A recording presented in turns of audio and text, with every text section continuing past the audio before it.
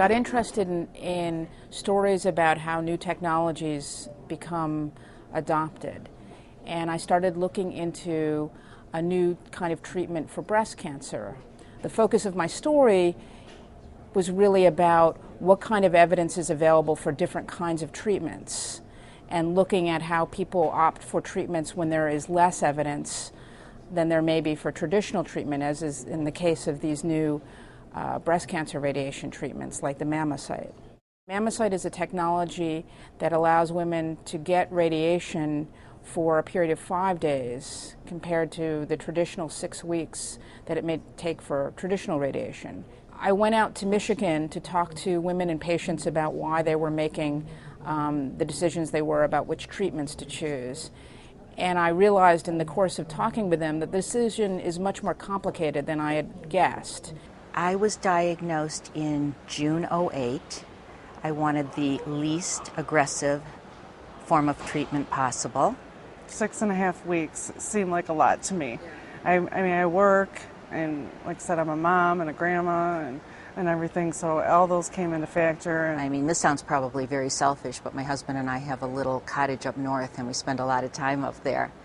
And I wanted to be able to go as I pleased. Well, whatever you can do to advance medical science is what it's all about. I have 2 daughters, and I have 4 granddaughters and sisters, and, so you want to do what you can.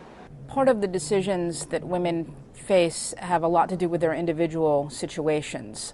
Some women are simply not appropriate candidates, and some women, as they explore the treatment, decide that it isn't for them. Sue West, for example, was initially very enthusiastic about the treatment, but when the mammogram came back suggesting that she was at risk for numerous additional surgeries, she opted for a double mastectomy.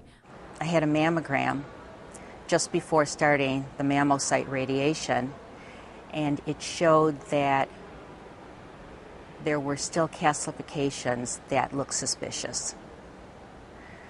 So in turn, things stopped right there. Many women are enthusiastic about Mammocyte. They are very much sold on the idea that they can get a treatment that's only 5 days and not 6 weeks.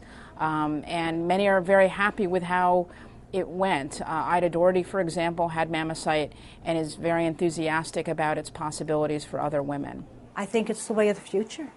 I think you're not going to find too many women going for 6 weeks unless they just have reasons that they can't do. They're not candidates for the other. And I think with progress, they're going to be more women are going to be candidates, because I think that they're going to come a long way with this therapy. Many women and their doctors are enthusiastic about the prospects for Mammocyte. It seems to represent a real step forward in having women have a less invasive, less onerous procedure. At the end of the day, though, we don't know. I spoke with Dr. Frank Vicini, who's one of the nation's foremost experts in Mammocyte and one of the people who is most excited about the prospects of these new treatments. And even he is very cautious about using this treatment before all the evidence is in. We have to be very cautious about it.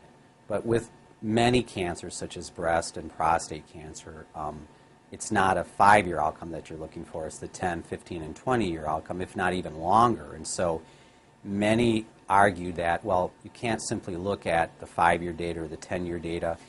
You have to do a large study to validate these excellent early results from these trials. At the end of the day, women are faced making an extraordinarily difficult decision. And my reporting suggests that the evidence is really not there for them to be able to make a purely scientific decision about which treatment is best for them.